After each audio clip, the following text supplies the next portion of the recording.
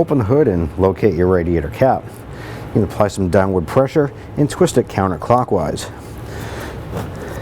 Keep on rotating it, and you'll be able to go ahead and lift up. You want to go ahead and compare the new unit to the old.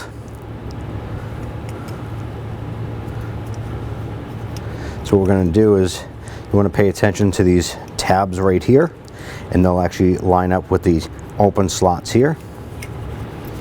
So I'm going to go ahead and line this back up. Press down and rotate, lock it into place.